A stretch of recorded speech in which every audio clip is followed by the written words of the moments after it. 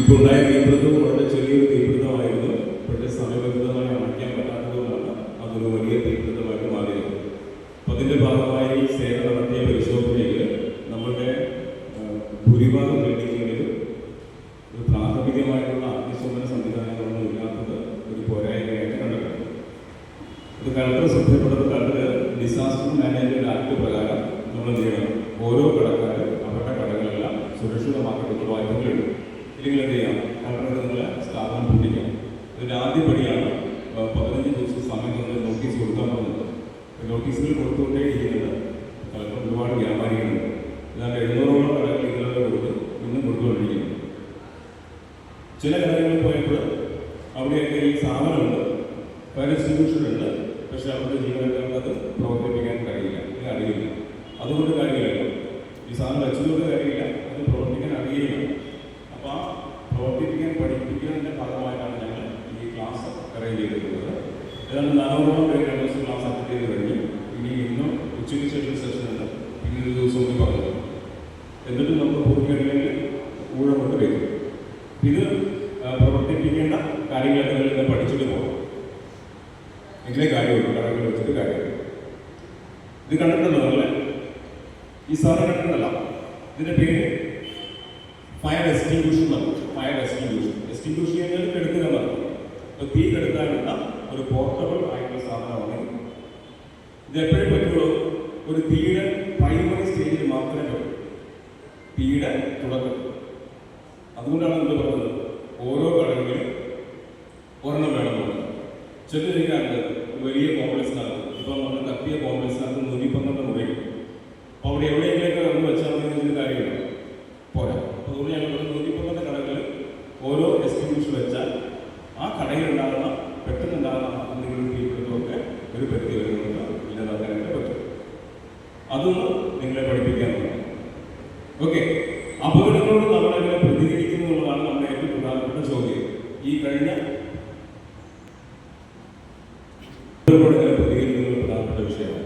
കഴിഞ്ഞ തീപിടുത്തത്തിന്റെ പശ്ചാത്തലത്തിൽ നമ്മൾ വിലയിരുത്തുന്നത് മനസ്സിലാക്കുന്നത്, തീ പിടിച്ച സമയത്തൊന്നും ആരെ അറിയിച്ചിട്ടില്ല, ഫയർഫോഴ്സിനെ അറിയിച്ചിട്ടില്ല. ഏതാണ്ട് ഒരു 4:50-നും 5 മണിക്കും ഇടയിലെ സമയത്ത് തീ പിടിച്ചിട്ടുണ്ട്. പക്ഷേ ഫയർ സ്റ്റേഷനിലേക്ക് വരുന്ന കോള് 5:14-ലാണ്.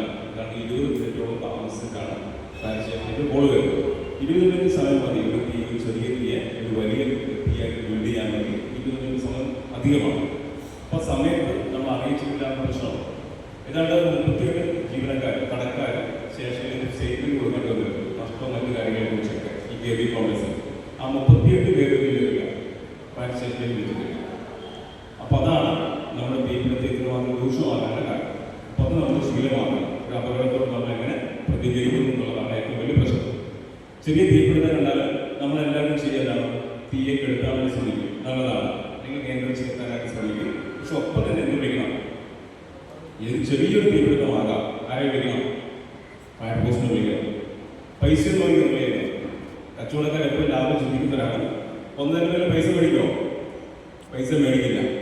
അതുകൊണ്ട് പൈസ പോകും എന്ന് വെച്ചിട്ട് ആരും ചെയ്യണ്ട, ഫയർഫോഴ്സിനെ വിളിക്കാതിരിക്കുന്നത്. തീ ഇല്ലെങ്കിൽ കൂടി നിങ്ങളിപ്പം ഒരു തീ പിടിച്ചു, ഫയർഫോഴ്സിനെ വിളിച്ചു, ഫയർഫോഴ്സ് വരുന്നത് തീ കെട്ടുപോയി, പരാതിയുണ്ടോ? തീ കെടുക്കുക എന്നുള്ളതാണ് ഉദ്ദേശം. പക്ഷെ ഞങ്ങൾ വരുമ്പോഴത്തേക്ക് തീ കെട്ടുപോയി എന്നത് പരാതിയല്ല. അപ്പോൾ അതുകൊണ്ട് എന്തെങ്കിലും പഠിക്കാൻ വേണ്ടി പാടില്ല. ഏതൊരു തീപിടുത്തം ഉണ്ടെങ്കിലും നിയന്ത്രിച്ച് നിർത്താൻ വേണ്ടി ശ്രമിക്കുക. ഒപ്പം തന്നെ എന്ത് ചെയ്യണം, ഫയർഫോഴ്സിലേക്ക് വിളിക്കുകയും ചെയ്യും. എങ്ങനെ വിളിക്കുക? മേഡത്തിനെ വിളിക്കും, മേഡത്തിൻ്റെ കടകളിൽ തീപിടുത്തമുണ്ട്, മേഡം ഫയർഫോഴ്സിനെ വിളിക്കും, ഇതിനോ നിങ്ങൾ വിളിക്കും.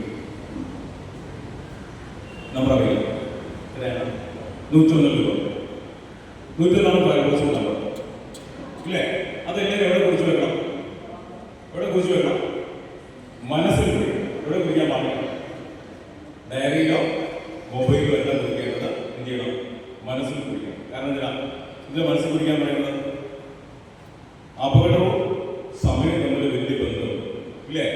അപ്പം മറ്റൊരു ഡയറിയിലൊക്കെ എഴുതി വെച്ച് എവിടെയെങ്കിലൊക്കെ കൂട്ടി വെച്ച് കഴിഞ്ഞാൽ തീ പിടിക്കുമ്പോൾ ഈ ഡയറിയെ കണ്ടുപിടിച്ച് നമ്മളൊക്കെ കണ്ടുപിടിച്ച് പിടിക്കുമ്പോഴേക്കും തീ അതിൻ്റെ മാക്സിമത്തിലേക്ക് എത്തും. ഇതിനെക്കുറിച്ച് മനസ്സിൽ കുറിച്ചെങ്കിലോ എല്ലാവരുടെ കയ്യിലുണ്ട് മൊബൈൽ. വിത്തിൻ സെക്കൻഡ്സ് നമുക്ക് ചെയ്യാം, ഫയർഫോഴ്സിനെ വിളിക്കാൻ പറ്റും. ഓക്കെ, ഇവിടെ കുറിച്ച് നമ്പറുകൾ ഇവിടെ കുറിച്ച് നമ്പർ മത്സ്യബന്ധന 10 പേര് തലപ്പുറത്തിൽ മാത്രമാണോ? അപ്പൊ മേഡം കണ്ണൂരിൽ പോയി തീ പിടിച്ചു, അപ്പൊ എന്ത് ചെയ്യണം? നമ്പർ മാറുമോ? ഇല്ല. നമ്മൾ എവിടെ പോയാലും ഫയർഫോഴ്സ് നമ്പർ എത്രയാണ്? 101. അതിന്റെ പ്രത്യേകത ഏറ്റവും അടുത്ത ഫയർ റെസ്പോണ്ട് ചെയ്യും. നിങ്ങൾ കണ്ണൂരിനെ വിളിച്ചാൽ കണ്ണൂർ സ്റ്റേഷൻ, പയ്യൂരിനെ വിളിച്ചാൽ പയ്യൂർ സ്റ്റേഷൻ. എന്ത് മാത്രമല്ല, സ്ഥലം മാത്രമല്ല, എന്ത് മാത്രമല്ല, നമ്പർ മാത്രമല്ല. അതുകൊണ്ട് ഞാൻ എന്ത് ചെയ്യണം? ഈ നമ്പർ മനസ്സിൽ കൊടുക്കുക. ഇത് തീപിടുത്തം മാത്രമാണോ? നമ്മൾ കണ്ണൂർ ആക്സിഡന്റാണ്. നമ്മൾ കൂടെ നടന്ന കുട്ടി പുഴയിൽ പോകുന്നു. ഏത് അപകടങ്ങൾ കണ്ടാലും നമ്മൾ പോസിറ്റീവായിട്ട് എന്ത് ചെയ്യണം? റെസ്പോണ്ട് ചെയ്യണം. അതിന്റെ ഒന്നാമത്തെ ഘട്ടമാണ് 101 എന്ന നമ്പറിലേക്ക് വിളിക്കുക എന്നുള്ളത്. ഇത് പൂർണ്ണമായും എന്താണ്? സൗജന്യമായ സർവീസാണ്. 101 വിളിച്ച് ഫയർഫോഴ്സ് വന്നതിന്റെ പേരിൽ ഒരു പൈസയും മാറ്റം ഈടാക്കില്ല. അതുകൊണ്ട് പൈസ പോകുന്നതിന് പേടിക്കാറില്ല. മറ്റൊന്ന്, ഈ 101 എന്ന നമ്പർ വിളിക്കുന്നവരെന്ത് പോകില്ല, ഇത് പോകില്ല, പൈസ പോകില്ല. കച്ചവടക്കാരാണല്ലോ, ഒരു പൈസ ചിലവാക്കില്ല. അപ്പോൾ 101 വിളിച്ചാൽ അതിന്റെ പൈസ പോകുന്ന ആരും പേടിക്കണ്ട, നിങ്ങൾ പേടിക്കണ്ട. കാരണം അതുകൊണ്ടാണ് 101 എന്ന നമ്പർ എന്താണ്? ഫ്രീ ആണ്. മൊബൈലാകട്ടെ ലാൻഡ് ഫോണാകട്ടെ 101 കോടൊന്നും കൊടുക്കണം, വെറുതെ 101 ഡയൽ ചെയ്താൽ മതി. ഇങ്ങനെ ചെയ്യാൻ കാരണം എന്താണ്? ഒരു അപകടം ഉണ്ടാകുമ്പോൾ ബാലൻസ് ഇല്ല എന്ന കാരണത്താൽ വിളിക്കാതിരിക്കാൻ പറ്റാതിരിക്കുന്നത് ഗവൺമെന്റ് നിർബന്ധം. അതുകൊണ്ട് ഗവൺമെന്റ് എല്ലാ ഏജൻസിയും, BSNL ആകാം, ജിയോ ആകാം, വോഡാഫോൺ ആകാം, ഏത് ഏജൻസിയിലേക്കും ലൈസൻസ് കൊടുക്കുന്നതിന് മുൻപ് 101 എന്ന നമ്പർ ഉണ്ടാക്കിയിട്ടുണ്ട്. സൗജന്യമാണ്. മറ്റൊരു നമ്പർ പ്രത്യേകതയില്ല. ഈ അപകടവുമായി ബന്ധപ്പെട്ടവർ മാത്രമാണ് ഈ പ്രത്യേകത. അപ്പോൾ അതുകൊണ്ട് എന്ത് ഓർക്കണം? പൈസ പോകില്ല എന്ന് വെറുതെ പിടിക്കുമല്ലേ? ഇത് 101 പിടിക്കാതെ പറഞ്ഞുകൊണ്ടിരുന്ന പോലെ 1000 പിടിയാണോ? ഇയാളെ പറഞ്ഞത് ശരിയാണോ നോക്കാൻ വേണ്ടി 101 വിളിച്ചു പോകും. അങ്ങനെ വിളിക്കാൻ പാടില്ല. എമർജൻസിയിൽ മാത്രം. ഞാനിത് പറഞ്ഞത് എന്തിനാണ്? പൈസ ഇല്ലാത്ത കാര്യത്തിൽ കൂട്ടി നിങ്ങൾ പോകുന്നു, കിണറിൽ വീട് പോകുന്നു, മൊബൈലിൽ ബാലൻസ് ഇല്ലാന്ന് വിചാരിക്കുന്നു, ഇത് നിങ്ങൾ വിളിക്കുക. പക്ഷെ വിളിക്കാം, ബാലൻസ് ഇല്ലെങ്കിൽ 101 കിട്ടും. അത് നിങ്ങൾ പഠിപ്പിക്കാൻ വേണ്ടി മാത്രമാണ് ഞാൻ പറഞ്ഞത്. അതുകൊണ്ട് എന്തായാലും പരീക്ഷിച്ചാലോ? ഈ ക്ലാസ് എടുക്കാനൊക്കെ പോയാൽ അതിന് ശേഷം പിള്ളേർ പറയും, സാറ് ക്ലാസ്സിലെത്താ അന്ന് വൈകുന്നേരം ഉണ്ടാവും. 101 വിളി പൊതുവെ എല്ലാവരും വിളിക്കാറുണ്ട്, പക്ഷെ അന്ന് ഭയങ്കര കൂടുതലാണ്. കാരണം എന്താ? ഇത്രയും പേര് വീട്ടിൽ പരീക്ഷിക്കാൻ വേണ്ടി വിളിക്കും. അങ്ങനെ ചെയ്യരുത്. എമർജൻസി ആണെങ്കിൽ മാത്രമേ ഇത് വിളിക്കാൻ പാടുള്ളൂ. 101 വിളിക്കാൻ. വെറുതെ വിളിക്കുമ്പോൾ എന്ത് സംഭവിക്കും? എൻഗേജ് ആകുമ്പോൾ ഇല്ലേ? ഒരു അപകടം എപ്പോഴാണ് സംഭവിക്കാമെന്ന് പറയാൻ കഴിയും? ഇല്ല. ഇതൊരു വലിയൊരു ഏരിയയാണ്. ഈ ഏരിയയിൽ എവിടെയെങ്കിലും വെച്ചൊക്കെ ആർക്കെങ്കിലും അപകടം പറ്റിക്കഴിഞ്ഞാൽ ഈ 101 എൻഗേജ് ആക്കി കഴിഞ്ഞാൽ അയാൾക്ക് എന്ത് കിട്ടില്ല? സർവീസ് കിട്ടും. അല്ലെങ്കിൽ ഒരുപാട് സമയം ഇതിൻ്റെ സർവീസ് കിട്ടും. അതുകൊണ്ട് കാര്യമില്ല. അതുകൊണ്ടാണ് പറഞ്ഞത് 101 നമ്പറിലേക്ക് അനാവശ്യമായിട്ട് വിളിക്കുന്നത്, എമർജൻസി വിളിക്കുക. രണ്ട് കാര്യം ഞാൻ പഠിപ്പിച്ചു. 101 പ്രത്യേകത ഇത് മനസ്സിൽ കുറിക്കാനും പറഞ്ഞു. അപകടങ്ങൾ ഉണ്ടാകുമ്പോൾ നമ്മൾ പോസിറ്റീവായിട്ട് റെസ്പോണ്ട് ചെയ്യുന്നത് എങ്ങനെയാണ്? അപ്പോൾ നമ്മളിപ്പോൾ പുതിയ കരഞ്ഞ് വെള്ളം വയ്ക്കലാണ്. തീ പിടിച്ച് പണ്ട് സെയിൽസുകാരാണ് കരഞ്ഞ് വെള്ളം വയ്ക്കും. കാര്യമുണ്ടോ? എത്ര കരഞ്ഞാലും എന്ത് കെടില്ല? കരഞ്ഞാലൊന്നും എന്ത് കെടില്ല? തീ കെടില്ല. എടുത്തുക തന്നെ വേണം. എടുക്കാൻ ആര് വരണം? ഫയർഫോഴ്സ് വരണം. അപ്പോൾ ഫസ്റ്റ് 101 വിളിക്കുക. ഓക്കെ, ഇനി ഞാനൊരു സബ്ജക്റ്റിലേക്ക് വരാം. എക്സ്റ്റിങ്ക്വിഷർ. എങ്ങനെയാണ് എക്സ്റ്റിങ്ക്വിഷർ ഉപയോഗിച്ചുകൊണ്ട് തീ കെടുക്കുക എന്നതാണ് ഞാൻ പഠിപ്പിക്കുന്നത്, അല്ലേ? അപ്പൊ എങ്ങനെയാണ് തീ ഉണ്ടാകുന്നത്? ഒരു സാധനം ഉണ്ടാക്കുന്നത് എങ്ങനെയാണെന്ന് അറിഞ്ഞാലേ അത് ഇല്ലാതാക്കാൻ പറ്റും, അല്ലേ? അപ്പൊ എങ്ങനെയാണ് തീ ഉണ്ടാകുന്നത്? നിങ്ങളുടെ കൺസെപ്റ്റ് പറഞ്ഞു. നിങ്ങൾ എങ്ങനെയാണ് തീ ഉണ്ടാക്കിയിട്ടുള്ളത്? സാർ എങ്ങനെയാണ് തീ ഉണ്ടാകുന്നത്? വയർ ഷോട്ടാക്കിയാണോ നമ്മൾ തീ ഉണ്ടാക്കുക? വീട്ടിൽ ഈ അടുത്ത് വെക്കുന്നത് വയർ ഷോട്ടാകും. പലതാ ഗ്യാസ് ഇല്ല, എല്ലാവരും പറയും ഗ്യാസ് കത്തിക്കുന്നത്. ഗ്യാസ് ഇല്ല, വയർ ഷോട്ടാകും. പകരം നമ്മൾ എന്താ ചെയ്യാം? സിമ്പിൾ ചിന്തിച്ച് നിങ്ങളുടെ വീട്ടിൽ ഒരു എങ്ങനെയാണ് തീ ഉണ്ടാക്കുന്നത്? തീപ്പെട്ടി വലിയ ആലോചിക്കാറുണ്ടോ? ഇല്ല. നിങ്ങളെല്ലാവരും വീട്ടിലതുണ്ട്. തീപ്പെട്ടിയുണ്ട്. തീ ഉണ്ടോ? തീപ്പെട്ടി തീയില്ല. തീപ്പെട്ടിയിൽ നമ്മളെന്താവും? തീ ഉണ്ടാക്കുകയാണ് ചെയ്യുക. ആ ഉണ്ടാക്കാൻ എന്താ ചെയ്യാം? തീപ്പെട്ടി എടുത്തിട്ട് എന്ത് ചെയ്യും? ഒന്ന് ഒരയ്ക്കും, അല്ലേ? ഈ ഒരയ്ക്കുക എന്ന പ്രക്രിയയിൽ എന്തുണ്ടായിട്ടുണ്ട്?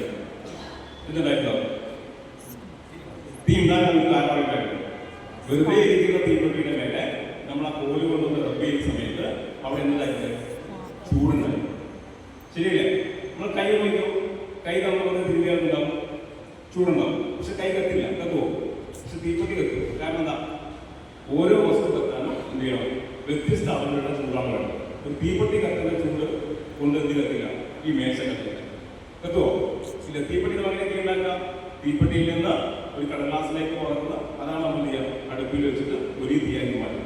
തീപ്പെട്ടിയിൽ നേരിട്ട് തീയില്ല, നമ്മൾ അടുപ്പ് കത്തില്ല, പകരം അതിൽ നിന്ന് തൊട്ടടുത്ത സാധനത്തിലേക്ക് തീ പകർന്നു അതൊരു വലിയ തീയായിട്ട് മാറ്റുകയാണ് ചെയ്യുന്നത്. അപ്പൊ തീപ്പെട്ടി എടുത്ത് ഉരയ്ക്കുമ്പോൾ ഒരു ചൂടുണ്ട്. അപ്പൊ നമുക്ക് ഒരു കാര്യം ഉറപ്പിക്കാം, തീ ഉണ്ടാകാൻ വേണം ഹീറ്റ് ഉണ്ടാകും. ഹീറ്റാണ് തീ ഉണ്ടാക്കാൻ പറയാനുള്ള ഒരു സാധനം. 3 കാര്യങ്ങളാണ്. മറ്റൊന്നത് വേണം. സ്കൂളിലൊക്കെ ഞങ്ങൾ പഠിക്കുന്ന ഒരു പരീക്ഷയിലാണ് ഒരു മെഴുതിരി കത്തിച്ചിട്ട് ടീച്ചർ എന്ത് ചെയ്യും? ഒരു ഗ്ലാസ് ആയിക്കൊണ്ട് അമർത്തി വെക്കും. കുറച്ച് കഴിയുമ്പോൾ ഈ മെഴുതിരി കിട്ടും. അപ്പൊ ടീച്ചർ പറയുന്നതാണ് കിട്ടുന്നത്. എന്തുകൊണ്ടാണ് കിട്ടുന്നത്? ഓക്സിജൻ ഇല്ലാതെ ഇല്ലേ? അപ്പൊ തീ കത്താൻ എന്ത് വേണം? ഓക്സിജൻ വേണം.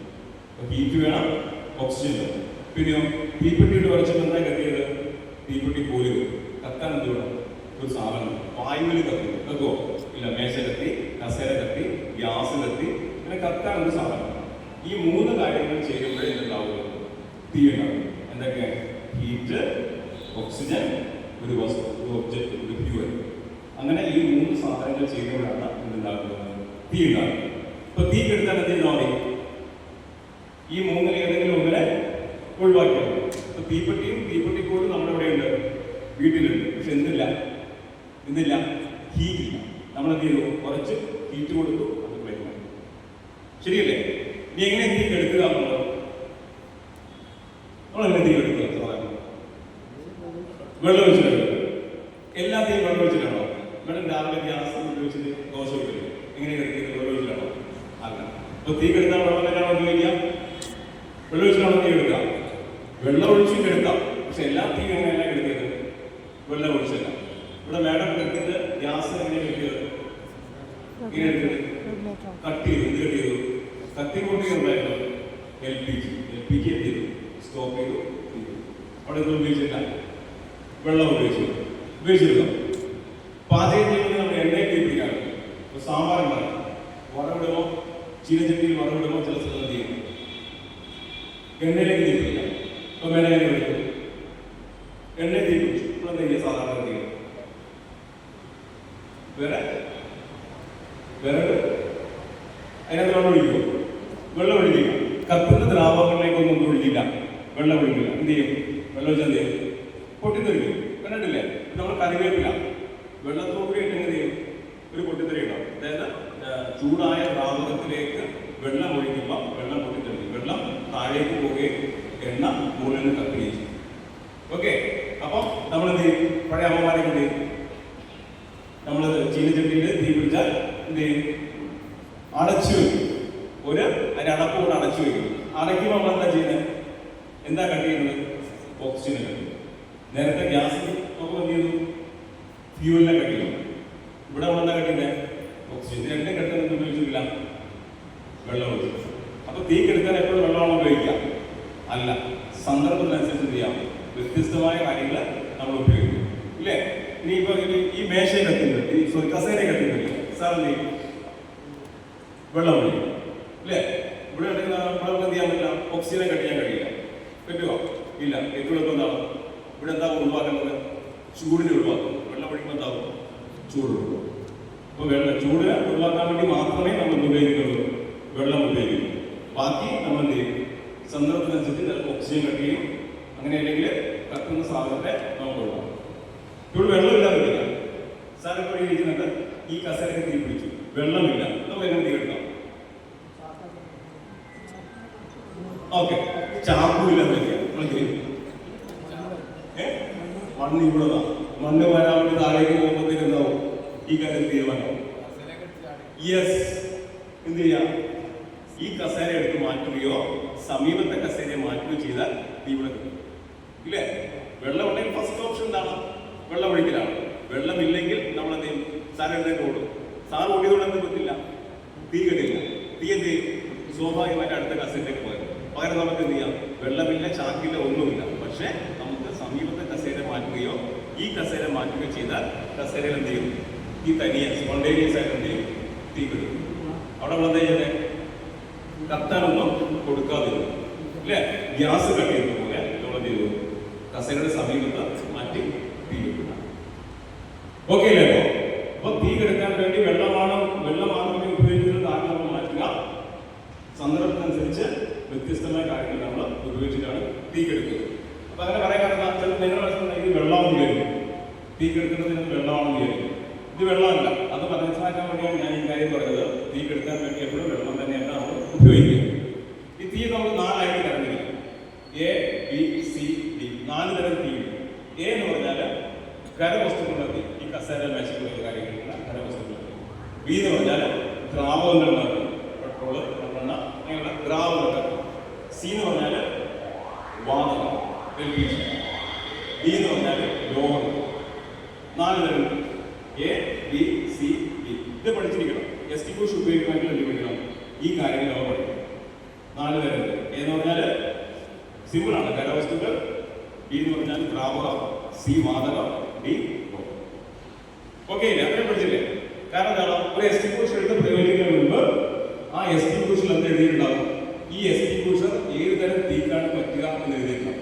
വലിയ അക്ഷരം എഴുതിയിരിക്കണം. നിങ്ങൾ നോക്കി കാണുന്നുണ്ടാവും. എന്ത് എ, ബി, സി. ഇതെന്തിനു പറ്റില്ല? ഒരു ഡി ക്ലാസ് ഫയറാണെന്ന് പറ്റില്ല. ഈ എക്സ്റ്റിങ്ക്വിഷർ ഉപയോഗിക്കാൻ പറ്റില്ല. ലോഹങ്ങളിലെ തീപിടുത്തമാണെന്ന് നമ്മൾ കണ്ടിട്ടുണ്ടെങ്കിൽ ഈ എക്സ്റ്റിങ്ക്വിഷർ ഉണ്ടെങ്കിൽ എന്ത് ചെയ്യാൻ പാടില്ല? ഉപയോഗിക്കാൻ വേണ്ടി പാടില്ല. എന്നാൽ കസേര കത്തിയാലോ? കസേര ഏത് ക്ലാസ്സാണ് ഉപയോഗിക്കാം? എ ക്ലാസ് ആണ് ഉപയോഗിക്കാം. ഓയിൽ കത്തിയാൽ എന്ത് ചെയ്യാം? ബി ക്ലാസ് ആണ് ഉപയോഗിക്കാം. LPG കത്തിയാൽ സി ക്ലാസ് ആണ് ഉപയോഗിക്കാം. പക്ഷേ ലോഹങ്ങളാണ് തീപിടുത്തമാണെങ്കിലോ ഈ എക്സ്റ്റിങ്ക്വിഷർ ഉപയോഗിക്കാൻ പാടില്ല. നമ്മളിപ്പോൾ കോമൺ ആയിട്ട് നമ്മുടെ കടകളിലൊന്നും ഉണ്ടാവില്ല, ലോഹങ്ങളിൽ തീപിടിക്കാൻ സാധ്യതയില്ല. നമ്മുടെ കടകളിലല്ല, അവിടെയൊക്കെ കോമൺ ആയിട്ട് സംഭവിക്കാം. ഷോർട്ട് സർക്യൂട്ടിലൂടെ എന്ത് ചെയ്യാം? വേറെ വസ്തുക്കൾ കത്താം. LPG ഹോട്ടലാണെങ്കിൽ എന്ത് ചെയ്യാം? ഷോർട്ട് സർക്യൂട്ടിലൂടെ LPG കത്താം ഇല്ലേ? മണ്ണെണ്ണയൊക്കെ ഉപയോഗിക്കുന്ന അല്ലെങ്കിൽ വെളിച്ചെണ്ണയൊക്കെ ഉപയോഗിക്കുന്ന ഹോട്ടലുകളാണെങ്കിൽ എന്ത് ചെയ്യാം? അത് കത്താം. ഈ 3 സർവ്വസാധാരണമായിട്ട് നമ്മുടെ കടകളിൽ ഉണ്ടാകാൻ സാധ്യത. അതുകൊണ്ടാണ് കോമണൈസ് ചെയ്ത് നമ്മൾ എന്ത് പറയുന്നത്? നിങ്ങളുടെ കടകളിൽ ഈ ABC ടൈപ്പാണ് വെക്കേണ്ടതെന്ന് പറയുന്നത്. പക്ഷേ ഡി ക്ലാസ് ഫയർ നിങ്ങൾ എവിടെയെങ്കിലും വെച്ച് കണ്ടാൽ ഈ എക്സ്റ്റിങ്ക്വിഷർ ഉപയോഗിക്കാൻ വേണ്ടി പാടില്ല. അത് മനസ്സിലാക്കാൻ വേണ്ടി ഞാൻ എന്ത് പറഞ്ഞത്? ഈ 4 കാര്യങ്ങൾ പറഞ്ഞു. പിന്നെ ശ്രദ്ധിക്കേണ്ടത് എക്സ്റ്റിങ്ക്വിഷറിന്റെ പ്രത്യേകത പോർട്ടബിളാണ്. ഒരാൾക്ക് ഒറ്റയ്ക്ക് എടുത്ത് ഉപയോഗിക്കാൻ പറ്റും. ഒരു തീപിടുത്തം ഉണ്ടെങ്കിൽ ഒരു കടയിൽ ഒരു സേഫ്റ്റി കട ഉണ്ടാവും. തീ കണ്ടാൽ അവൾക്ക് ഒറ്റയ്ക്ക് എടുത്ത് ഉപയോഗിക്കാൻ പറ്റും. അവിടെ അടുത്ത കടയിലേക്ക് പോയി ഒരു കൂട്ടം ആളുകൾ കൊണ്ടുവന്നിട്ട് എന്ത് ചെയ്യാൻ പറ്റില്ല. ഇത് പറ്റില്ല. അതുകൊണ്ട് പോർട്ടബിളാണ്. ഒരാൾക്ക് ഒറ്റയ്ക്ക് എടുക്കാൻ പറ്റിയ സാധനം. ഒരു 6 kg വരും ഈ സാധനം. ഇതിൽ ചെറുത് 4 kg ഉണ്ട്. 4 കിലോ. ഞാൻ സാധാരണ പറഞ്ഞ 4 കിലോ വെച്ചാലെന്ന് പറഞ്ഞു. എൻ്റെ കടകളിൽ 4 kg വെച്ചാലെന്ന് പറഞ്ഞാൽ എളുപ്പത്തിൽ എടുത്ത് ഉപയോഗിക്കാൻ പറ്റും. ഇത് 6 kg ആണ്. കുറച്ചുകൂടി വെയിറ്റ് ഉണ്ട്. ഒരു 4 kg നിങ്ങളുടെ ഇതിൽ നിങ്ങൾ വെച്ചാൽ മതി. ഓക്കെ അല്ലേ? പിന്നെ വെക്കുന്നത് തന്നെ ശ്രദ്ധിക്കണം. തറയിലും വെക്കില്ല, മേലെയും വെക്കില്ല. ഇവിടെ വെക്കും. ഒരാൾക്ക് എടുത്ത് ഉപയോഗിക്കാൻ പറ്റിയ രീതിയിൽ ചുമരിൽ ക്ലാമ്പ് ചെയ്ത് വെക്കണം. ഇവിടെ വയ്ക്കാൻ പാടില്ല. തറയിൽ വെക്കുന്നത് ഹൈറ്റിൽ വെക്കും. ഹൈറ്റിൽ വെച്ച ദിവസം തീപിടിക്കുന്നവർക്ക് എടുക്കാൻ കഴിയില്ല. കസേരയൊക്കെ വെച്ചിട്ട് മേലേക്ക് കഴിയും, സമയം പോകും. അപ്പോൾ അതുകൊണ്ട് എന്ത് ചെയ്യാൻ പറ്റില്ല. ഹൈറ്റിൽ വെക്കുന്നത് തറയിൽ വെക്കും. ഒരു ചുമൽ പൊക്കത്തിൽ ഒരു ചുമലിൽ ക്ലാമ്പ് ചെയ്യും. അത് ഈ വാങ്ങുന്നത് തന്നെ എന്ത് ചെയ്യും? അത് ക്ലാമ്പൊക്കെ ഉണ്ട്. ഇതിന് തന്നെ എന്ത് ചെയ്യും? ഇത് ക്ലാമ്പ് ചെയ്ത്. ഓക്കെ, അങ്ങനെ നിങ്ങൾ വെക്കാൻ പാടില്ല. ഞാൻ ചില കടകളിൽ പോകുമ്പോൾ അവരൊക്കെ ഭദ്രമായിട്ട് എവിടെയെങ്കിലും സൂക്ഷിച്ചിട്ടുണ്ടാവും. ഏതെങ്കിലും ഗോഡൗണിലൊക്കെ അടച്ചു വെച്ചിട്ടുണ്ട്. തീ പിടിച്ചിട്ട് കാര്യമുണ്ടാവും ഇല്ല. അപ്പോൾ അതുകൊണ്ട് അങ്ങനെ തന്നെ സൂക്ഷിക്കാൻ ശ്രമിക്കുക. അങ്ങനെ വെക്കാൻ വേണ്ടി പാടില്ല. ഇനി ഏതൊരു ഉപകരണം പ്രവർത്തിക്കുന്നതിന് മുൻപ് എന്ത് ചെയ്യണം? അത് റെഡിയാണോ നമ്മൾ അറിയണം ഇല്ലേ? അതിന് നമുക്കുണ്ട് എല്ലാ എക്സ്റ്റിങ്ക്വിഷറിന്റെ മേഖലയുണ്ട്. എല്ലാ എക്സ്റ്റിങ്ക്വിഷറിന്റെ മേഖലയിലും ഗേജ് കണ്ടിട്ടുണ്ടോ? ചൊട്ട വെച്ച സാധനം കണ്ടില്ലേ? ഇതിലൊരു ഗേജ് ഉണ്ട്. സാർ കണ്ടില്ലേ? അതിന് എന്തൊക്കെ കളറുണ്ട്? എന്ത് കളറിനാണ്? ചുവപ്പും പച്ചയാണ്. അതായത് ഇതിന്റെ ഗേജില് 2 കളറുണ്ട്. ചുവപ്പുണ്ട്, പച്ചയുണ്ട്. ഒരു സൂചി. ഈ സൂചി പച്ചയിലാണെങ്കിൽ മാത്രമേ ഇതിലുള്ളൂ. ഇത് പറഞ്ഞു അല്ലേ? അപ്പൊ നമ്മളൊരു സാധനം വെച്ചിട്ട് കാര്യമില്ല, നമ്മൾ പരിശോധിച്ച് നോക്കണം. അതിനകത്ത് പ്രഷർ നടച്ചിട്ടുണ്ട്. ഈ പ്രഷറാണ് ഈ ഉള്ളിൽ സാധനത്തെ പുറത്തേക്ക് തള്ളുന്നത്. ആ പ്രഷർ ഗേജ് നമ്മൾ കാണിക്കുന്നത്. ഇത് ഗ്രീൻ ബട്ടണിലാണെങ്കിൽ എന്ത് ചെയ്യും? പ്രഷർ ഉണ്ടാവും. താഴെയും മേലെയുണ്ട്, താഴെയും ചുവപ്പുണ്ട്, മേലെയുണ്ട്. താഴെ അർത്ഥം ഔട്ട് ഓഫ് പ്രഷർ, പ്രഷർ ഇല്ല. അപ്പോൾ എന്താണോ ഓവർ പ്രഷറാണ്, പെട്ടെന്ന് എന്ത് ചെയ്യും? ഇത് പുറത്തേക്ക് പോകും, സമയം എടുക്കില്ല. ഈ രണ്ട് കാര്യങ്ങളുണ്ടെങ്കിലും ഇത് പ്രോപ്പറായിട്ട് തീക്കെടുക്കില്ല. അപ്പം അതുകൊണ്ട് ഒരു എസ്റ്റിബ്യൂഷൻ എടുക്കുന്നതിന് മുൻപ് നമ്മൾ എന്ത് ശ്രദ്ധിക്കണം? ആ എസ്റ്റിബ്യൂഷൻ പ്രവർത്തിക്കാൻ വേണ്ടി പറ്റുമോ എന്ന് നോക്കണം. അത് സമയം വേണ്ട കാര്യമുണ്ടോ? ഒറ്റ നോട്ടം തിരിച്ചറിയാം. ഗേജ് ഉണ്ട്, ഗേജിൽ രണ്ട് കളറുണ്ട്. ഒരു നീഡിൽ ഗ്രീനിലാണെങ്കിൽ മാത്രമേ ഇത് പ്രവർത്തിക്കൂ. 15 മീറ്റർ വ്യത്യാസം വേണം നമുക്ക് എസ്റ്റിബ്യൂഷൻ വേണം നമുക്ക്.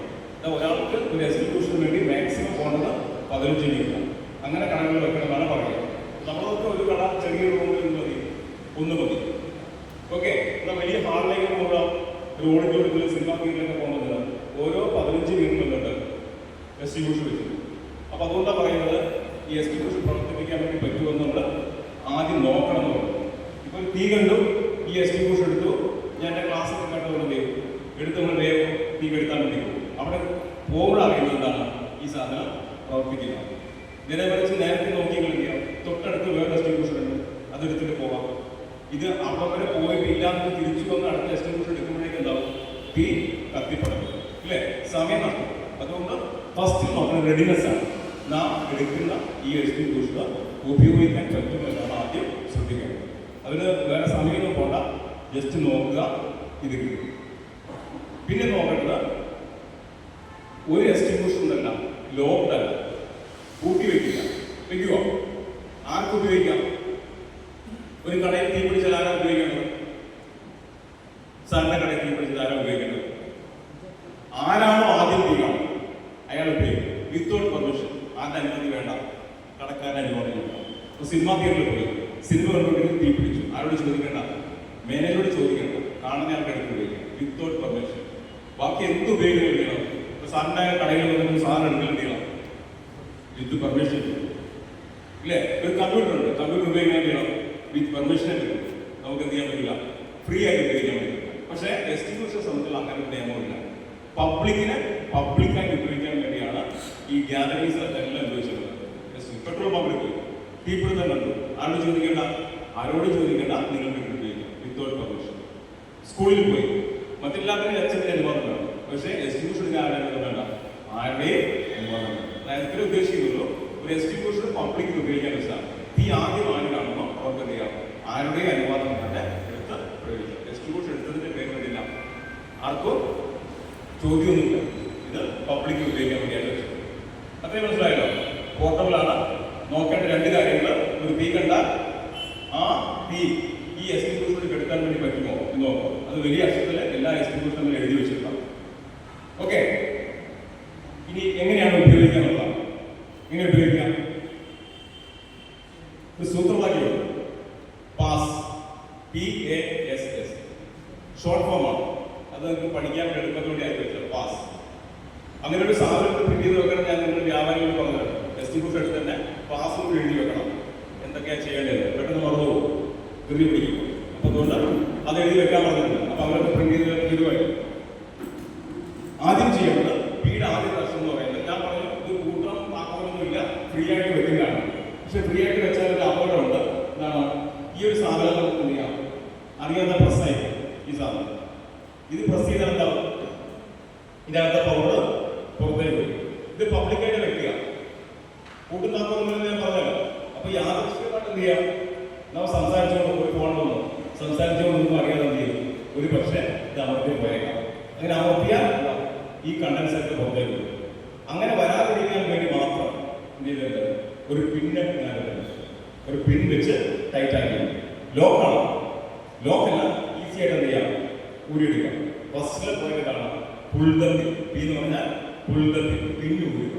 ആദ്യം എന്തിനാ പിൻ വെച്ചത്? ആക്സിഡന്റലി ഇത് പ്രസ്സായി പോകാൻ വേണ്ടി പാടില്ല. ഇതിന് എത്ര പ്രസ് ചെയ്താലും ഉണ്ടാവില്ല, ഈ സാധനം പുറത്തേക്ക് വരില്ല. കാരണം എന്താ, ഇവിടെ ഒരു പിൻ വെച്ച് ടൈറ്റ് ആക്കി. ഒരു എസ്റ്റിബ്യൂഷൻ എടുത്താൽ ആദ്യം ചെയ്യേണ്ടത് പുൾത പിൻ വെച്ചിട്ടുണ്ടാവും. ഇത് പുതിയ സാധനങ്ങളുടെ പൊട്ടിക്കാം. ഇതൊരു പിന്നീട് വെച്ചിട്ട് അപ്പൊ എന്ത് ചെയ്യാം, വലിച്ച് ഈ പിന്നെ പുറത്തേക്ക് വരും. പൊട്ടിച്ചു കഴിഞ്ഞാൽ ഇത് സീലാണ്, അതായത് നമ്മൾ പുതിയ സാധനമാണെന്ന് കാണിക്കാൻ വേണ്ടി സീലാണ്. ഇത് കടയിലൊക്കെ ഈ സീൽ വേണ്ട, എന്ത് ചെയ്യാം, സീല് പൊട്ടിച്ച് കളയും. കാരണം എന്താ, തീ പിടിച്ചാൽ സീല് പൊട്ടിക്കാനുള്ള സമയം എടുക്കും. അതുകൊണ്ട് വെക്കുമ്പോൾ എന്ത് ചെയ്യാം, പൊട്ടിച്ചു വെക്കുക. ഇത് കടക്കാരെ വിൽക്കുമ്പോൾ ഇത് നമ്മളെ ഫ്രഷ് ആണെന്ന് കാണിക്കാൻ വേണ്ടി മാത്രമാണ് ഈ സീൽ വെച്ചത്. ഈ സാധനം ഇതെന്ത് ചെയ്യാം, പൊട്ടിച്ചു വെക്കണം. തീ പിടിച്ചാൽ ആദ്യം ചെയ്യണം, ഇവിടെ സാധനം പിന്നെ വലിച്ചാൽ പുറത്തേക്ക്. പിന്നെ എന്തായി, ഇത് ഫ്രീ ആയി. പാത്രത്തെ പി പുൽത്തെ പി. ഓക്കെ അല്ലേ പറയുന്നത്, മനസ്സിലാകുന്നല്ലോ? എന്ത് ചെയ്യണം, സീൽ വെക്കണം, അത് പൊട്ടിച്ച് കളഞ്ഞേക്കാം. എന്നാൽ എളുപ്പത്തിൽ നമുക്ക് എടുക്കാൻ കഴിയും. തീ പിടിച്ചിട്ട് സീൽ പൊട്ടിക്കുന്നത് ധൃതി കൊടുത്ത് കൊടുക്കില്ല.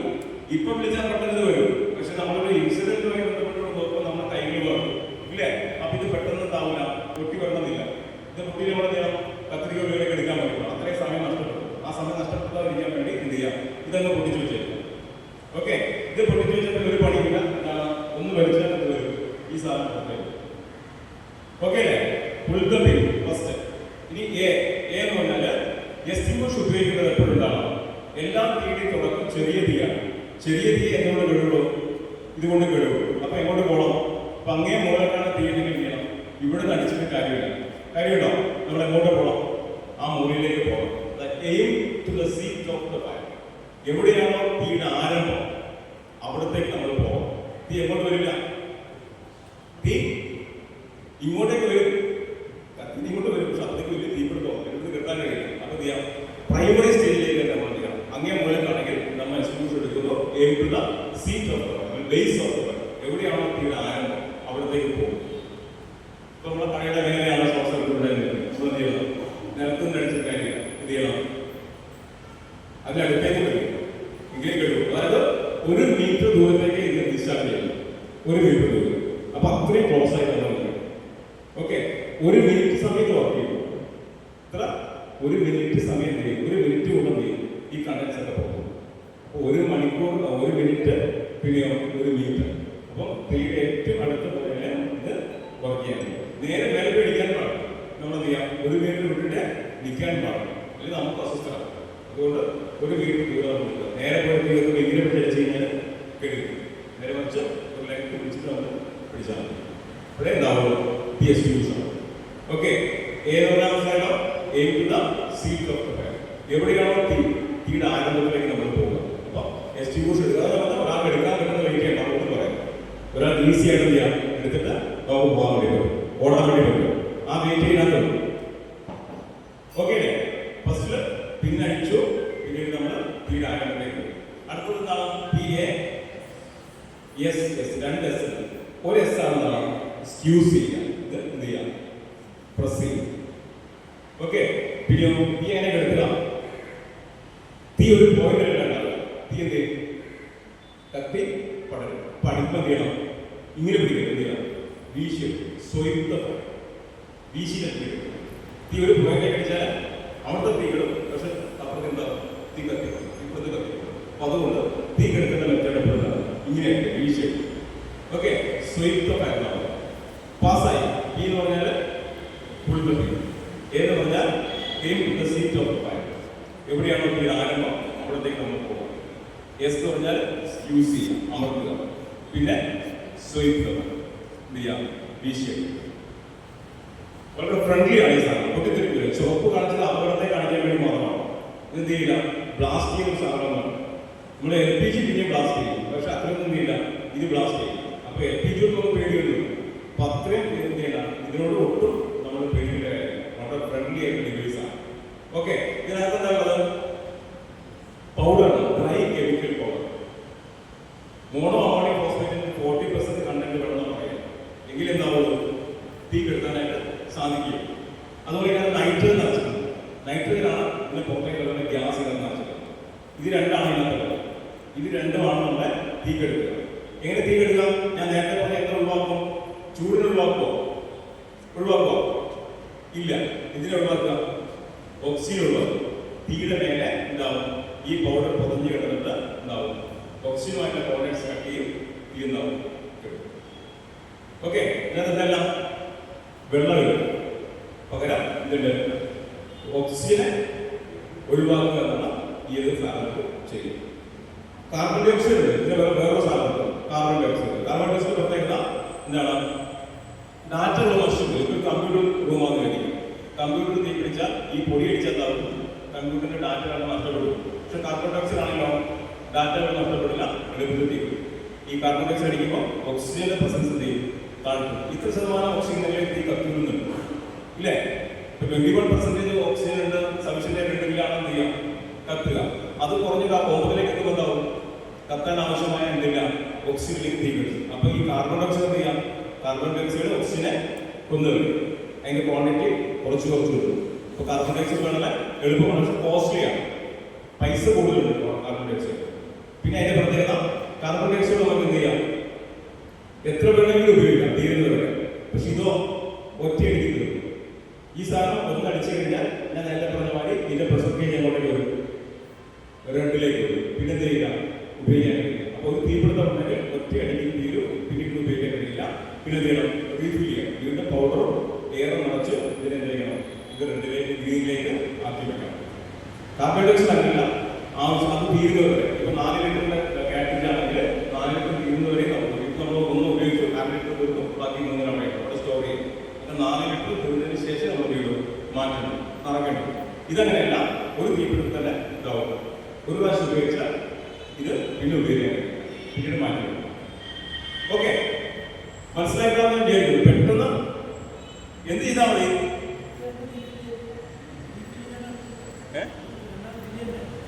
ഫിൽ ചെയ്യണം. അത് ഇവിടുന്ന് ചെയ്യും. നിങ്ങൾ കടയിൽ ഇത് വാങ്ങുന്നവരുണ്ടല്ലോ, വാങ്ങുന്നവരുടെ എന്ത് ചെയ്യും? ഇതിനകത്ത് സ്റ്റിക്കർ ഒട്ടിക്കും, ഇതിന് എക്സ്പയർ ഡേറ്റ് ഒക്കെ. ആ ഡേറ്റിന് അവിടെ നിന്ന് എന്ത് ചെയ്യും? സർവീസ് ചെയ്യും. വാങ്ങി വെച്ചിട്ട് കാര്യമില്ല, ഇയർലി എന്ത് ചെയ്യണം? അത് സർവീസ് ചെയ്തുകൊണ്ടിരിക്കണം. ഈ വാങ്ങുന്ന പൈസ ഇല്ല, പിന്നെ ചെറിയൊരു പൈസ എന്ത് ചെയ്യും? അവർ മെയിൻറ്റെയിൻ ചെയ്യും.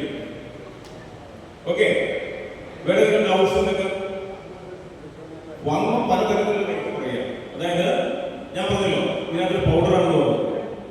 ഈ പൗഡറിന്റെ ക്വാളിറ്റി അനുസരിച്ച് എന്താവും? റേറ്റിലെ വ്യത്യാസം. ചില ചോപ്പ് പൊടി പറയും, ചോപ്പ് പൊടി എന്ത് ചെയ്യില്ല? തീക്കെടുക്കില്ല. മാത്രമല്ല അത് കുറച്ച് കഴിയുമ്പോൾ എന്താവും? ഡ്രൈ ആവും, ഒട്ടിപ്പിടിക്കും, പുറത്തേക്ക് വരില്ല. അതിന് 1 കിലോയ്ക്ക് 6 രൂപ വരും. ഏത്? ചോപ്പ് പൊടി. എന്നാൽ ഇതിന് ഞാൻ പറഞ്ഞ ഓണോമാണ് ഫോസ്ഫേറ്റ് പറയുന്നല്ലോ, അതിന് 1 കിലോ 70 രൂപ. ഇത് 4 കിലോ ആണെങ്കിൽ എന്തായി? പൊടിയുടെ മാത്രം വില 300 ആയി. മറ്റേ എത്രയാവുള്ളൂ? ഇത്ര വേണ്ട, 4 kg, ഇത് 6 kg ആണ്. അപ്പൊ അതാണ് വിലയുടെ വ്യത്യാസം വരാനുള്ള കാരണം. പിന്നെ ഇതിന്റെ ക്വാളിറ്റി, ഏത്? ഈ കണ്ടെയ്നറിന്റെ ക്വാളിറ്റി ഒരു വർഷം കൊണ്ട് പോകുന്നല്ല, ഒരു പിടിച്ച് പോകുന്നത്. അപ്പൊ കുറച്ച് ക്വാളിറ്റിയിലെ സാധനം വാങ്ങുമ്പോൾ ഒരു 1200 മുതൽ 1500 വരെ നല്ല കമ്പനികളുടെ ക്വാളിറ്റിയിലെ പൗഡർ ആണെങ്കിൽ 1500 രൂപ വരെ കൊടുക്കാം. ചിലപ്പോൾ 800 രൂപയ്ക്ക് 500 രൂപയ്ക്ക് കൊടുക്കുന്നവരുണ്ട്. ബൾക്കായിട്ട് വാങ്ങിക്കൊണ്ട് തൽക്കാലം കിട്ടുന്ന സാധനമുണ്ട്. പക്ഷെ അതിന്റെ പ്രശ്നം എന്ന് വെച്ചാൽ പലപ്പോഴും ഒന്നുണ്ടാവില്ല. ഈ മോണോ അമോണിയം ഫോസ്ഫേറ്റ് ഉണ്ടെങ്കിലാണ് തീ കെട്ടാൻ വേണ്ടി പറ്റുക. പിന്നെ നടക്കുന്ന ഗ്യാസ് വ്യത്യാസം. നൈട്രജൻ ആണ് 2 ടൈപ്പ് നൈട്രജൻ ഉണ്ട്. ഡ്രൈ നൈട്രജൻ ഉണ്ട്, വെറ്റ് നൈട്രജൻ ഉണ്ട്. ഡ്രൈ നമുക്ക് വേണം. ഡ്രൈയിൽ ഒരു കേരളത്തിന് 1200 വരെ ഉണ്ടെങ്കിൽ വെറ്റിന് 700 രൂപ വെറ്റ് നിറയ്ക്കാം. പക്ഷെ വെറ്റ് നിറച്ചെന്താവും? വെറ്റാണെങ്കിൽ എന്ത് ചെയ്യും? ഇച്ചിരി തണുപ്പുണ്ടാവും, പിന്നെ കട്ട പിടിച്ചിട്ട് പുറത്തേക്ക് വന്നു വരും. ഇങ്ങനെയൊക്കെ ഉണ്ടാവും, ക്വാളിറ്റിയിൽ വ്യത്യാസങ്ങളുണ്ട്. അതുകൊണ്ടാണ് ഇപ്പൊ നമ്മളിപ്പോൾ സ്വർണ്ണത്തിന്റെ വില ചെന്നോ പറയാം, ക്വാണ്ടിറ്റി പറയാം, ഒരു പകുതി ഇത്രയാണ് പറയാം, വേറെ നോക്കണം. പക്ഷെ എക്സിക്യൂഷന്റെ വില നോക്കുമ്പോൾ ഒരു വിലയ്ക്ക് പറയാൻ വേണ്ട. ആ എക്സിക്യൂഷനകത്ത് നടക്കുന്ന ഓരോ സാധനത്തിന്റെ ക്വാളിറ്റി അനുസരിച്ച് അത് വ്യത്യാസമാണ്. ഇപ്പൊ കച്ചവടക്കാർ എപ്പോഴും എന്താണ് കാണാം? ലാഭമാണ് നോക്കുക. പക്ഷെ നിങ്ങൾ എന്ത് ശ്രദ്ധിക്കണം? ലാഭം നോക്കുമ്പോൾ അത് ഉപയോഗിക്കാൻ കൂടി പറ്റണം. ഏറ്റവും കുറഞ്ഞ വിലയ്ക്ക് സാധനം വാങ്ങുമ്പോൾ ആ ക്വാളിറ്റി എങ്ങനെയുണ്ടാവുക? ഇതിനുണ്ടാവുക. അപ്പൊ ഒരു ഇല്ല അല്ല, ഇത് നല്ല ഈ സേഫ്റ്റി കൊടുത്ത് വാങ്ങുമ്പോൾ നിങ്ങൾ നോക്കും നല്ല നമ്മളൊക്കെ തന്നെ. ഇപ്പൊ നമുക്ക് സഫീഷ്യൻ്റായിട്ട് സൃഷ്ടിക്കാൻ വേണ്ടി ഓക്സിജൻ കിട്ടില്ല. അപ്പൊ അതുകൊണ്ട് കുറച്ച് സ്ഥലങ്ങൾ ഇവിടെയാണ് കൺസെൻട്രേഷൻ വായിക്കുന്നത്. വളരെ ക്ലോസ് സമയങ്ങളിൽ ഉപയോഗിക്കുന്ന സമയത്ത് പ്രശ്നങ്ങൾ ഉണ്ടാകാറുണ്ട്. പക്ഷെ വളരെ അപൂർവമായിട്ട് ഉപയോഗിക്കും. ഇപ്പൊ ഇലക്ട്രിക് ഫയർ കാര്യങ്ങളാണ്, ഷോർട്ട് സർക്യൂട്ട് ആണ്, നമുക്ക് ഏറ്റവും നല്ലത് തന്നെയാണ്. കാർബൺ ഡൈ ഓക്സൈഡ് പെട്ടെന്ന് കാണിച്ചു തരികയും ചെയ്യാം. കാണിച്ചില്ല, ഇത്രയും വലിയ ആൾക്കാർക്ക് കാണിച്ചു കൊടുക്കാൻ പറ്റാത്തത്. ചെറിയൊരു ഒരു ഷോപ്പിലൊക്കെ പോകുമ്പോൾ നമ്മൾ പൊട്ടിച്ച് കാണിച്ചു കൊടുക്കാൻ പറ്റും. ഇങ്ങനെ തീയിട്ടിട്ട് അതിൻ്റെ കാണിച്ചു കൊടുക്കാൻ. പക്ഷെ ഇവിടെ ഹോസ്പിറ്റലില്ല, ഇതിന്റെ മേലെ ഒന്നും പറ്റില്ല, തീയിടാനും കിടക്കാനൊന്നും പറ്റില്ല. അതുകൊണ്ടാണ് നമ്മൾ ചെയ്യാത്തത്. ഇനി ഞാൻ പറഞ്ഞത് അവസാനമല്ല, നമ്മൾ തുടർന്നുകൊണ്ടേയിരിക്കും. പ്രധാനപ്പെട്ട സ്ഥലങ്ങളിൽ വെച്ച് പൊട്ടിച്ച് കാണിച്ചു തരാം. നിങ്ങൾക്ക് നിങ്ങളുടെ സ്ഥാപനത്തിന് ക്ലാസ് റൂമുകൾ പറഞ്ഞാലും നമ്മളെന്താണ് വലിയ വലിയ ഷോപ്പുകൾ ഉണ്ടാകും. അവരെയൊക്കെ നമ്മൾ വന്നാൽ ഇത് കാണിച്ചു തരാം. തീവിട്ട് കെട്ടി കാണിച്ചു തരാം. ഇതെന്താണ് ഉപയോഗിക്കുന്നത്. പക്ഷെ നിങ്ങൾ ഉപയോഗിക്കുക, ഉപയോഗിക്കാതെ ഉപയോഗിക്കുക. ഇനി തീ പിടിച്ചു പോയാലോ? ശ്രദ്ധിക്കേണ്ടതാണ്. നമ്മുടെ കടകളിലൊക്കെ ഞാൻ പരിശോധനയായിട്ട് കണ്ടത് ഒന്ന്, നമ്മുടെ ഇലക്ട്രിക് സിസ്റ്റം വളരെ മോശം. പഴയ ബിൽഡിങ്ങുകളിലെ ഇലക്ട്രിക് സിസ്റ്റം വളരെ മോശം. ഒരേ പ്ലഗിൽ നിന്ന് ഒന്നിലധികം കണക്ഷൻസ് എടുക്കുന്നത്. ഓരോ പ്ലഗിലും നിന്ന് അതിന്റെ വയറിനെ താങ്ങാൻ പറ്റുന്ന ഹീറ്റ് ഉണ്ട്. അപ്പോൾ ഒരേ പ്ലഗിൽ നിന്ന് നമ്മൾ മൂന്നെടുക്കുന്നുണ്ടാവും, ഓവർ ഹീറ്റ് ആവും, വയറിന് മെൽറ്റാവും, തീ പിടിക്കും. തീ പിടിച്ചാലോ നമ്മുടെ എല്ലാ മെയിൻ സ്വിച്ചിലും ചേർന്നുണ്ട്. മെയിൻ സ്വിച്ച് പലപ്പോഴും കാണില്ല. നമുക്ക് എവിടെ മെയിൻ സ്വിച്ച് ചെയ്യുമ്പോൾ ഒരുപാട് സാധനങ്ങൾ മാറ്റിയതിനു ശേഷമാണ് മെയിൻ സ്വിച്ച് കണ്ടുപിടിക്കുക. അപ്പൊ ചെറിയൊരു സ്പാർക്ക് പോലെ ഉണ്ടാവും, ഇത് തീപിടുത്തം. കാരണം അതിന്റെ ചുറ്റുവെക്കുന്ന അല്ലെങ്കിൽ നമ്മുടെ കത്തി കടയും അതിനോട് ചേർത്ത് വെച്ച എന്താണ് ചെരുപ്പ്, ബാഗ് എല്ലാം എന്താണ് വളരെ പെട്ടെന്ന് തീ പിടി സാധിക്കും. അപ്പൊ പെട്ടെന്ന് തീ പടരാൻ വേണ്ടി സാധിക്കും. അപ്പൊ മെയിൻ സ്വിച്ചും ബ്രേക്കറൊക്കെ എന്ത് ചെയ്യാം, ഫ്രീ ആക്കി വെക്കും. ഒരു പ്ലഗിൽ ഒന്ന് മാത്രം അഡീഷണൽ വേണമെങ്കിൽ എന്ത് ചെയ്യാം, അഡീഷണൽ വയറിംഗ് സിസ്റ്റം വേണ്ടി അത് വെക്കുക. പല സ്ഥലങ്ങളിലുള്ള പ്രശ്നം എന്താണ്, ഓവറായിട്ട് സ്റ്റോർ. ഒരു കടയുടെ മാനുവൽ, അതായത് ഒരു കടയിൽ ഉൾക്കൊള്ളാവുന്ന വസ്തുക്കൾ എന്ത് ചെയ്യാൻ പാടില്ല, വിൽക്കാൻ പറ്റും. ബാക്കിയുള്ള എവിടെയാണ് ഗോഡൗണാണ്. നമ്മൾ ഗോഡൗണിലേക്ക് മാറ്റും. ഇവിടെ നിന്ന് വിളിക്കുന്നതിന് കണക്കായിട്ട് ഗോഡൗണിൽ ഇങ്ങോട്ട് കൊണ്ടുവരും. കാരണം നമ്മളിപ്പോൾ ഒരു കട ഒരു 1000 രൂപയുടെ സാധനം വെക്കാൻ പറ്റുന്നത് 10,000 രൂപയുടെ സാധനം കൊടുക്കുന്നത്. അപ്പൊ അത് തീപിടുത്തത്തിന്റെ വ്യാപ്തി കൂടും. മറ്റൊരു സ്റ്റെയർ കേസ്, ഒട്ടുമിക്ക സ്റ്റെയർ കേസുകൾ എന്താണ് നടക്കേണ്ട സ്ഥലമല്ല, മറിച്ചതാണ് നിങ്ങളുടെ സാധനങ്ങൾ വെക്കുന്ന ഏരിയ. സ്റ്റെയർ കേസിന്റെ പ്രത്യേകത ഒരു ഇൻസിഡന്റ് ഉണ്ടായാലും ആൾക്കാർക്ക് മുകളിലോട്ടും താഴോട്ടും ഒരു തടസ്സങ്ങളില്ലാതെ പോകേണ്ട സ്ഥലമാണ് സ്റ്റെയർ കേസ്. നമ്മുടെ വീട്ടിലെ സ്റ്റെയർ കേസ് എങ്ങനെ ഉണ്ടാകുക, ഫ്രീ അല്ലേ. അവിടെ നമ്മളൊന്നും വെക്കില്ല. അടുക്കളയിലെ പാത്രങ്ങളൊക്കെ സ്റ്റെയർ കേസ് നമ്മൾ വെക്കുമോ? വെക്കില്ല. കാരണം എന്താ, അത് നമുക്കൊരു മേലേക്ക് താഴേക്ക് വരാനുള്ള വഴിയാണ്. പക്ഷെ നിങ്ങൾ കടകൾ നിങ്ങൾ സ്വയം വിളിക്കുമ്പോൾ കടകളിൽ പ്രത്യേക തുണിക്കടകളിൽ ഷഡ്ഡി പിന്നിന്റെ കവറുകൾ നിറയെ വെച്ചിട്ടുണ്ടാവും. ഒരു ഗ്യാപ്പ്, ഒരാൾക്ക് നടന്നു പോകുന്ന ഗ്യാപ്പ് ഉണ്ടാകും. അപ്പോൾ ഇൻസിഡന്റ് ഉണ്ടെങ്കിൽ ആൾക്കാർക്ക് താഴേക്ക് വരാൻ പറ്റില്ല, അല്ലെങ്കിൽ നേരിട്ട് പോകാൻ കഴിയും. അതുകൊണ്ട് സ്റ്റെയർ കേസുകളുടെ പ്രത്യേകത ഫ്രീ ആണ്. അത് ഫ്രീ ആയിട്ട് വരും. അതൊക്കെ നിങ്ങൾക്ക് ചെയ്യാൻ പറ്റുന്ന കാര്യങ്ങളാണ്. മെയിൻ സ്വിച്ചുകൾ നമ്മുടെ വീട്ടിൽ എവിടെയുള്ളത്, എവിടെ മെയിൻ സ്വിച്ച് പുറത്താണ്. അകത്തേക്ക് മെയിൻ സ്വിച്ച് വെക്കുമ്പോൾ ഇതിലെന്താ ലൈനിൽ വരുന്ന പ്രശ്നങ്ങൾ തീരണം, പുറത്ത് തീരും. ഇങ്ങോട്ട് കയറാൻ പാടില്ല. അകത്തേക്ക് നോക്കുന്നുണ്ട് ബ്രേക്കറുണ്ട്. വീട്ടിനകത്തേക്ക് എന്തുണ്ട്, ബ്രേക്കറുണ്ട്. എന്തെങ്കിലും വിഷയം വന്നാൽ ബ്രേക്കർ ഓഫ് ആവും, കറണ്ട് കട്ടാവും. പക്ഷെ ലൈനിലുണ്ടെങ്കിലോ ബ്രേക്കർ ഓഫ് ആവില്ല. അതവിടെ വരെ ഒരു മെയിൻ സ്വിച്ച് വരും ഇല്ലേ. അതുകൊണ്ടാണ് വീടുകളിലൊക്കെ നമ്മൾ തീരുന്നത്. ഒരിക്കലും പുറത്തേക്കുള്ള ലൈനിലുള്ള ഫോട്ടോ ഉണ്ടെങ്കിൽ വരില്ല, വീട്ടിനകത്തേക്ക് പ്രവേശിക്കില്ല, പുറത്ത് വെച്ച് തന്നെ തീരും. നമ്മുടെ ട്രാൻസ്ഫോമർ ഷോട്ട് ഉണ്ടായി മെയിൻ സ്വിച്ച് വരെയുള്ളൂ, അപ്പുറത്തേക്ക് വരും. അപ്പുറത്തേക്ക് വരുമ്പോൾ നമ്മൾ ബ്രേക്ക് കാണും. ഇവിടെ വരെ നമുക്ക് ഇതില്ല, ബ്രേക്കിംഗ് സിസ്റ്റം ഇല്ല. അപ്പൊ അതുകൊണ്ട് നമ്മൾ പുറത്ത് പോകും. മിക്ക കടകളിലും മെയിൻ സ്വിച്ചുകൾ എന്താണ് ബിൽഡിങ്ങിനകത്താണ്. അത് കഴിയുന്നത് ചെയ്യാം. ഒരു ബിൽഡിംഗ് എടുത്താൽ എല്ലാ മെയിൻ സ്വിച്ചുകളും ചെയ്യാം. ഒരു പാനൽ പോലും കണ്ടിട്ടോ, എല്ലാവരുടെ മെയിൻ സ്വിച്ച് വെച്ച് പുറത്താക്കാം.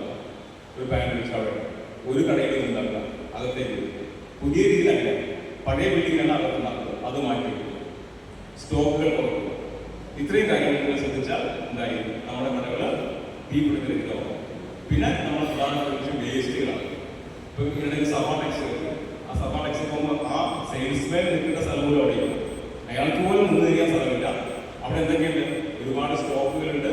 ഒപ്പം തന്നെ ആ കടയിലെ ആ ഉണ്ടായ വേസ്റ്റ് അവിടെ കൂട്ടിയിട്ടുണ്ട്. ഇതൊക്കെ ഉണ്ടാവും.